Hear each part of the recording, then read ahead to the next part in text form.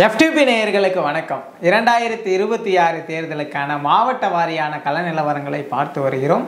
அந்த வரிசையில் இப்போது நாம் பார்க்க இருக்கும் மாவட்டம் மயிலாடுதுறை மாவட்டம். இந்த மாவட்டத்தில் இருக்கக்கூடிய சாதக பாதகங்களை பற்றி பேச நம்மோடு வம்சி அவர்கள் இணைந்திருக்கிறார். வணக்கம். வணக்கம் சதீஷ். மயிலாடுதுறை மாவட்டத்தில் எவ்வாறு இருக்கிறது கள நிலவரம்?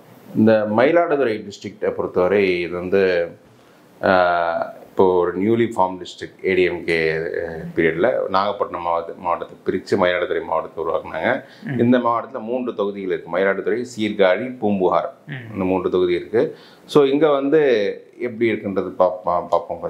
ஃபஸ்ட்டு சீர்காழி தொகுதியை பார்ப்போம். இந்த சீர்காழி தொகுதியை பொறுத்தவரை இங்கே வந்து திமுக திராவிடம் கொஞ்சம் பாசிட்டிவாக தான் எஸ்டாப்ளிஷ் ஆகிருக்காங்க. 71 77 கூட திமுக ஜெயிச்சிருக்காங்க. 77 எம்ஜிஆர் ஆட்சிக்கு திமுக ஜெயிச்சிருக்காங்க. அண்ட் 80க்கு அப்புறம் இது ஒரு பெல்வெதர் சீட் மாதிரி எந்த கட்சி இங்கே ஸ்டேட்டில் ஆட்சிக்கு வருதோ அவங்க ஜெயிச்சிருக்காங்க. 80 84 அதிமுக, 89 திமுக, 91 அதிமுக, 96 திமுக, அப்புறம் 2001 அதிமுக, 6 திமுக, 11 16 அதிமுக, 21 திமுகன்ற மாதிரி இருக்குது. ஸோ முதல்ல 2011 ரிசல்ட் எடுத்து பார்ப்போம் எப்படி இருக்குன்னு. 2011 வந்து இந்த தொகுதியில் வந்து திமுக கூட்டணியில் விசிகா கண்டெஸ்ட் பண்ணுறாங்க. அதிமுக வேட்பாளர் சக்தி வந்து 55% ஓட்டு எடுத்து ஜெயிச்சிருக்காங்க. விசிகா வந்து கிட்டத்தட்ட 37% தான் எடுக்கிறாங்க. பாஜக இங்கே ப்ரெசன்ஸ் இல்லை. 2016க்கு வருவோம். 16 தேர்தல் என்னன்னா அதிமுக வேட்பாளர் PV பாரதி வந்து 43% தான் இருக்கிறாங்க. 54% எடுத்தவங்க 11% ட்ராப்பு. தேமுதிக கொஞ்சம் வெளில வந்ததுக்கப்புறம் தேமுதிகவும் அதுக்கேற்ற மாதிரி 7% ஓட்டு எடுத்து வந்துடுறாங்க. அந்த 4%ன்றது திமுகவுக்கு வந்திருக்கு. ஏன்னா திமுக வந்து 36%, திமுக விசிக பாமக ஓட்டு உள்ள இருக்கு. பாமக வெளில வந்து தனியாக அவங்க ஒரு 8% ஓட்டு எடுத்திருக்காங்க. ஸோ பாமக ஓட்டு வெளில வந்துருச்சு. திமுக வந்து 38% ஒரு ஸ்மால் இன்க்ரீஸ் வந்திருக்கு. பேலன்ஸு அதிமுகவுக்கு வந்திருக்கு 43%. 21 என்ன இருக்குன்னா திமுக வேட்பாளர் பன்னீர்செல்வம் வந்து கிட்டத்தட்ட 49% ஓட்டு. ஸோ அந்த பாமக ஓட்டு மீண்டும் திமுகவுக்கு வந்திருக்கு. திமுக ஏன்னா 2011 விசிகா கண்டெஸ்ட் பண்ணுது. 21 திமுக உதயசூரியன் கண்டெஸ்ட் பண்ணுறதால அவங்களுக்கு பிரச்சனைகள் ஓரளவு வந்துடுது. பாமகவோட 8 வருது. இவங்க தேமுதிக எடுத்த ஒரு 7%லேயும் ஒரு சிக்னிஃபிகண்ட் அமௌண்ட் வருது. பேலன்ஸ் நாம் தமிழர் கொஞ்சம் அவங்க ஓட்டு கொஞ்சம். ஏன்னா நாம் தமிழர் வந்து ஃபஸ்ட் எலெக்ஷனில் வந்து 1500 ஓட்டு முதல் எடுக்கிறாங்க. இது 1% கம்மியாக தான். அங்கேருந்து அவங்க வந்து 5.5% போயிருக்காங்கன்னா நாம் தமிழர் கொஞ்சம் ஓட்டு எடுத்து திமுக பர்ஃபெக்டாக அந்த கெமிஸ்ட்ரி வந்திருக்கு. அதிமுக அந்த 43% பேஸ் அவங்க கூடுதலாக ஓட்டை எடுக்கல. அதனால இவர் திமுக வந்து கம்ஃபர்டபுளாக இங்கே ஜெயிச்சிருக்க. பாமக ஓட்டு வந்து இந்த தொகுதியில் அதிமுக டிரான்ஸ்ஃபர் ஆகலை. இப்போது 24 பார்லிமெண்ட் பொசிஷன் பார்த்தோன்னா இந்த தொகுதியில் வந்து காங்கிரஸ் கண்டெஸ்ட் பண்ணுறாங்க. திமுக அணியில் என்டிஏல பாமக கண்டெஸ்ட் பண்ணுறாங்க. அப்புறம் அதிமுக கண்டெஸ்ட் பண்ணுறாங்க. அதிமுக கேண்டிடேட்ஸ் பாபு நல்ல கேண்டிடேட் தான். அவர் பூம்புகார் தொகுதியினவர் தான். நம்ம எக்ஸ்பிளைன் பண்ணலாம் போகும்போது. காங்கிரஸ் 46% எடுத்துடுறாங்க. அவங்க 49 46 எடுத்துடுறாங்க. அதிமுக 75% எடுத்துடுறாங்க. நாம் தமிழர் வந்து இந்த காளியம்மாள் கண்டெஸ்ட் பண்ணி இன்னும் மேலே போகிறாங்க. மேபி அவங்க விஜய் கட்சியில் போய் இன்னும் கொஞ்சம் ஓட்டு கொண்டு வரலாம். அவங்க நாம் தமிழர் 12% எடுத்துடுறாங்க. பாமக 13% எடுத்துருக்காங்க. பாமக அதிமுக சேர்ந்தா ஆல்மோஸ்ட் அந்த அந்த 43 இருக்கிறதுல வந்து நாம் தமிழர் கொஞ்சம் பிரிச்சிடுறாங்க. பிஜேபி பாமக அந்த ஓட்டு கொஞ்சம் பிரிச்சிடுறாங்க. அதில் வெளில எடுத்துடுறாங்க இவங்க. ஸோ அதிமுக 25% தான் வருது. அதிமுக ரெட்டையில கண்டெஸ்ட் பண்ணி திமுக 49லேருந்து 46க்கு திமுக டிப்பே இருக்குது. ஸோ இந்த 25 13 சேரும்போது 48 38 ப்ளஸ் இவங்க ஓட்ஸ்லாம் கொஞ்சம் நெருக்கத்தில் வருது. இது வந்து எப்படின்னா இந்த தொகுதியை பொறுத்தவரை உதயசூரியன் நிற்கும் போது பிரச்சனை இருக்காதுன்னு நான் நினைக்கிறேன். இவங்க விசிகா ஓட்டும் விசிகாவும் பாமக ஓட்டு டிரான்ஸ்ஃபர் ஆகிடும். வேறு கூட்டணி கட்சிக்கு போகும்போதே இங்கே கொஞ்சம் சிக்கல் இருக்குன்னு நினைக்கிறேன். பாமக ஓட்டு வந்து இங்கேயும் அதிமுக டிரான்ஸ்ஃபர் ஆகுமான்றது தெரியாது. இப்போ இவங்க காரியமாக எடுத்த ஓட்டில் விஜய் ஒரு நல்ல வேட்பாளர் போது விஜய் பக்கம் போகிறதுக்கு நிறைய வாய்ப்புகளும் இருக்குன்னு நினைக்கிறேன். ஸோ இது வந்து எனக்கு தெரிஞ்சு திமுகவுக்கு இந்த தொகுதி ஃபேவரபுளாக இருக்குது. அடுத்து மயிலாடுதுறை தொகுதி. மயிலாடுதுறை தொகுதி பொறுத்தவரை அது திமுகவும் சரி அதிமுகவும் சரி அந்தளவுக்கு ஹிஸ்டாரிக்கலாக ஒரு ஸ்ட்ராங்காக இருந்த தொகுதி. திமுகவுக்கு ஒரு காலத்து ரொம்ப ஸ்ட்ராங்காக இருந்துச்சு. பட் இப்போ அப்படி இல்லை. அதிமுகவுக்கு வந்து ஆரம்ப காலத்தில் பெருசாக இல்லை. ஏன்னா திமுக வந்து எங்கள் 67 கிட்டப்பான்ற ஒரு கேண்டிடேட் ஜெயிக்கிறாங்க.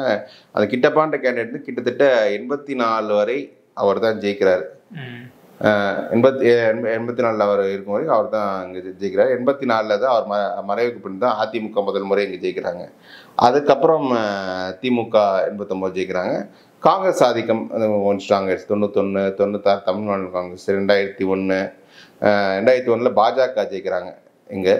அப்புறம் 2006 மீண்டும் காங்கிரஸ் ஜெயிக்கிறாங்க ராஜ்குமார். அப்புறம் 2011 தேமுதிக, 16 அதிமுக, அப்புறம் மீண்டும் 2021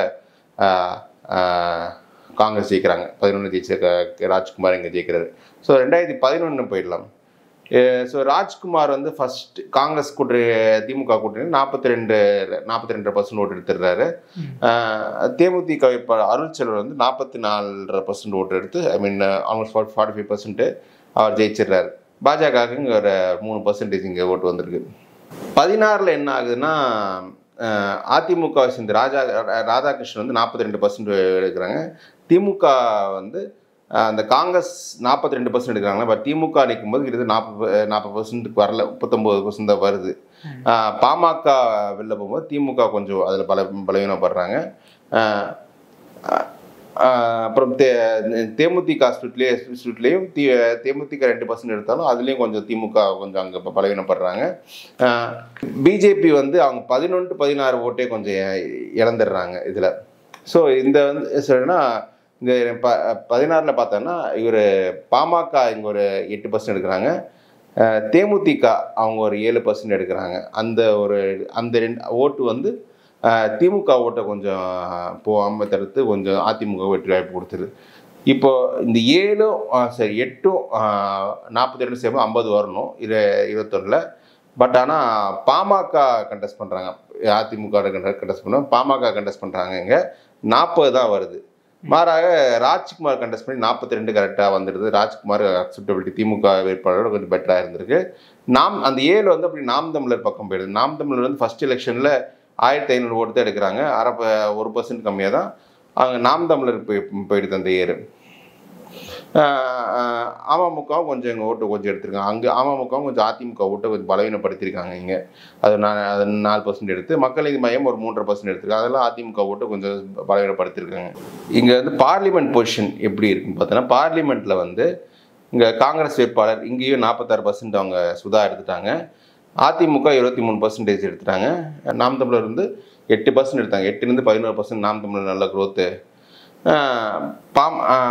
பாமகவும் அவங்களும் ஒரு 17% எடுத்திருக்காங்க. ஸோ அந்த பாமக அதிமுக சேரும்போது ஓரளவு இப்போ ரெட்டையில இருக்கும்போது இன்னும் கொஞ்சம் எஃபெக்ட் ஜாஸ்தியாக இருக்கும்.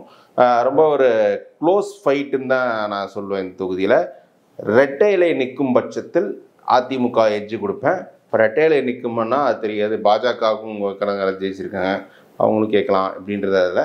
ஸோ என்னை பொறுத்தவரை என்னோட ஹன்ச் வந்து இந்த தொகுதி ரெட்டையில் நிற்காதுன்னு நினைக்கிறேன். பாஜக ஜெயிச்சிருக்கா அங்கேயும் கொடுக்கலாம், பாமகவும் கொடுக்கலாம் இருக்கிறேன். ஸோ இது வந்து க்ளோஸ் ஃபைட்டு. நான் திமுக எட்ஜு கொடுக்குறேன். ரெட்டையில்னா அதிமுக எட்ஜு. பூம்புகார் சட்டமன்ற தொகுதி இதுவும் திமுக கொஞ்சம் ஸ்ட்ராங்காக ஆரம்பத்தில் இருந்திருக்காங்க. நீங்கள் சீர்காழியில் பார்த்த மாதிரியே 77 திமுக ஜெயிக்கிட்டது. சீர்காழியோட ஜெராக்ஸ் காப்பி 77 திமுக ஜெயிச்சிருக்காங்க. 80க்கு அப்புறம் இது வின்னிங் பார்ட்டிக்கு தான் இந்த தொகுதி போயிருக்கு. எந்த அணி மாநிலம் ஜெயிச்சிருக்கோம் அவங்க தான் ஜெயிச்சிருக்காங்க. இப்போது இவர் பவுன்ராஜ் 2011-16 தொடர்ந்து ஜெயிச்சார் அதிமுக சேர்ந்து. அவருடைய மகன் தான் பி பாபு. இவர் பார்லிமெண்ட்டில் இப்போ நின்னார். இவர் திமுக வேட்பாளர் நிவேதா முருகன் 21 ஜெயிச்சிருக்காரு. ஸோ 11 ரிசல்ட் நம்ம எடுத்து பார்க்கலாம். 11 வந்து பவுன்ராஜ் வந்து 50% மேலே ஓட்டு எடுத்துறாரு. திமுக அணிலாம் பாமக அணிக்கிறாங்க. அவங்களே கிட்டத்தட்ட 44% வந்து எடுத்திருக்காங்க. பிஜேபிக்கு ஒரு 1% ஓட்டு இருக்கு. 16 என்னன்னா பவுன்ராஜ் வந்து 51% எடுத்தவர் வந்து 45% எடுக்கிறாரு. இந்த தொகுதி வந்து கொஞ்சம் கொஞ்சம் முஸ்லீம் பாப்புலேஷன் இருக்கிறதால இவங்க திமுக ஐஎம்எல் கொடுக்குறாங்க. அவங்க 35% எடுக்கிறாங்க. பாமக வந்து 8% எடுத்துடுறாங்க. திமுக எடுத்த 43%ல் பாமக அந்த ஓட்டை ஸ்ப்ளிட் பண்ணி கொண்டு வந்துடுறாங்க. இதில் வந்து அதிமுக எடுத்த ஓட்டை வந்து தேமுதிக அந்த அணிக்கு ஸ்ப்ளிட் பண்ணி எடுத்துறாங்க. நாம் தமிழர் ஒரு 2000 ஓட்டு கம்மியாக 1900 ஓட்டு அப்படி எடுத்திருக்காங்க 16ல். 21ல் என்ன ஆகுதுன்னா நிவேதா அதே பொசிஷன் தான் இருக்குது. பட் ஆனால் அந்த ஐஎம்எல்கான இவங்க திமுக வேட்பாளர் இருக்கிறதால அந்த பாமக ஓட்டு வந்து அதிமுக பக்கம் திமுக ஓரில் டிரான்ஸ்ஃபர் ஆகிருக்கு. அதிமுக கொஞ்சம் பவுண்டராஜ் பலவீனப்படுத்தினால நிவேதா முருகன் வந்து ஒரு 46.4% ஓட்டு எடுத்து ஜெயிச்சிடுறாரு. காளியம்மாள் இங்கேயே நிற்கிறாங்க. அவங்க வந்து நாம் தமிழர் ஓட்டு வந்து 1900 இருந்து 14,000 எடுத்து போயிடுறாங்க. 7% ஓட்டு நாம் தமிழர் ஸ்டேட் ஆவரேஜோட கொஞ்சம் அதிகமாக ஓட்டு எடுத்திருக்காங்க.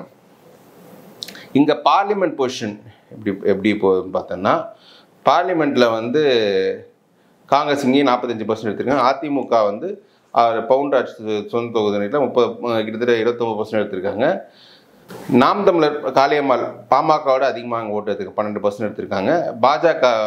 பாமக கூட்டணி பாஜக வந்து 11% எடுத்திருக்காங்க. இந்த 11, 29, 40% வரணும். திமுக 45% கொஞ்சம் கரெக்டாக இருக்குன்றதா இருக்குது. ஸோ இதில் வந்து பாமக ஓட்டு அதிமுக டிரான்ஸ்ஃபர் ஆகுமான்றது எனக்கு இங்கே கொஞ்சம் ஒரு சந்தேகம் இருக்குது. ஸோ ரொம்ப டைட் ஃபைட் இருக்கும். நான் ஒரு நிவேதா முருகனை பற்றி நல்லா கேள்விப்பட்டேன். நல்லா கிரவுண்ட் ஒர்க் நல்லா பண்ணிட்டு இருக்கேன். அவருக்கு நல்ல இன்ஃபர்மேஷன் கிடச்சி. அதில் நான் ஒரு சின்ன எட்ஜ் வந்து நிவேதா முருகனுக்கு ஒரு மாவட்ட செயலாளர் நினைக்கிறேன், திமுகவில் ஒரு மாவட்ட செயலாளர் நினைக்கிறேன். அதில் நிவேதா முருகனுக்கு நான் இந்த தொகுதியில் ஒரு எட்ஜினை கொடுத்தேன். மயிலாடுதுறை மாவட்டத்தில் இருக்கக்கூடிய 3 சட்டமன்ற தொகுதிகளுடைய நிலவரங்களை சொன்னீங்க. அந்த 3 சட்டமன்ற தொகுதிகள் வந்து சீர்காழி, மயிலாடுதுறை, பூம்புகார். இந்த 3 தொகுதியுமே திமுக கைவசம் இருக்கக்கூடிய தொகுதிகளாகத்தான் இருக்கிறது. மயிலாடுதுறை மாவட்டத்தில் இருக்கக்கூடிய கள நிலவரங்களை தெளிவாக சொன்னீங்க. நம்ம மேலும் ஒரு மாவட்டத்தில் சந்திக்கலாம்.